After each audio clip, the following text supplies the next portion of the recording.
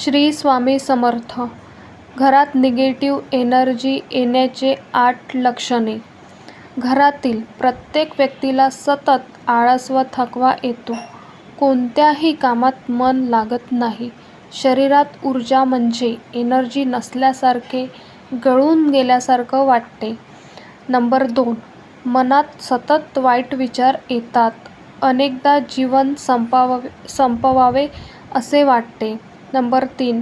घरात सतत तोटे आणि नुकसान होते. कोणत्याच कामात यश मिळत नाही. नंबर 4. घरातील साहित्य सतत तुटफूट होत राहते. जसे fridge, washing machine, TV, mixer, electric साधने वारंवार खराब होत असतात. नंबर 5. घरातील व्यक्ती सतत आजारी पडतात. हे आजारपण औषधोपचाराने सुद्धा लवकर बरे होत नाही. नंबर 6.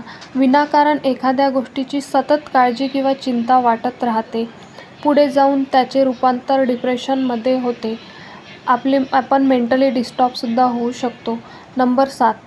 काम शेवटच्या टप्प्यात अटकते किंवा होता होता राहून जाते. एखादी चालून आलेली संधी आश्चर्यकारकरित्या हातातून जाते. सतत वाईट स्वप्न पडतात. रात्री झोप येत नाही. घरात कुणीतरी असल्याचा भास होते. घरात निगेटिव्ह एनर्जी आहे की नाही कसं ओळखावे?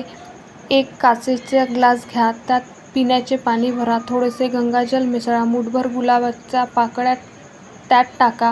हा ग्लास घराच्या एखाद्या कोपऱ्यात ठेवा. 24 तासानंतर ग्लासमधील पाण्याकडे निरखून पहा. जर पाण्याचा रंग गुलाबी अथवा लाल झाला असेल तर घरात निगेटिव्ह एनर्जी आहे.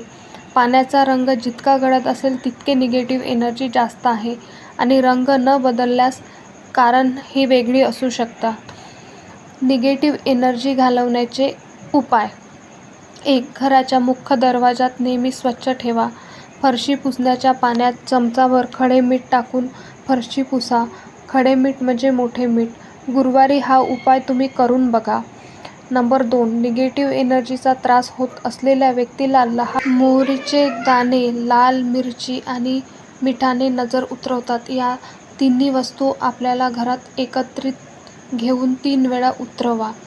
नंबर 3. किचनमध्ये लाल कपड्यात 1.25 किलो मीठ बांधून ठेवा. ही मिठाची पुरसुंडी बाहेर व्यक्तीला दिसणार नाही अशा ठिकाणी ठेवा. प्रत्येक महिन्यात जुने मीठ बदलून त्या जागी नवीन मीठ ठेवा. जुने मीठ वाहत्या पाण्यात, तलावामध्ये, नदीमध्ये टाकून द्या. प्लॉटमध्ये राहणाऱ्यांनी हे मीठ टॉयलेटमध्ये फ्लश करावे. नंबर 4. दर सायंकाळी अंगणातील तुळशीजवळ तुपाचा किंवा तेलाचा दिवा न चुकता लावा. नंबर 5. घरात हनुमान चालीसा ऐका. नंबर 6. अमावास्येला, पौर्णिमेला घराच्या मुख्य दरवाजाजवळ सांजवेळी दोन्ही बाजूने दिवे प्रज्वलित करा. व्हिडिओ आवडला असेल तर व्हिडिओला लाईक करा आणि जास्तीत जास्त शेअर करा. तसेच आमच्या चॅनलला श्री स्वामी समर्थ चॅनलला सबस्क्राईब करायला विसरू नका. धन्यवाद. श्री स्वामी समर्थ. अवधूत चिंतन. श्री गुरुदेव दत्त. श्री स्वामी समर्थ.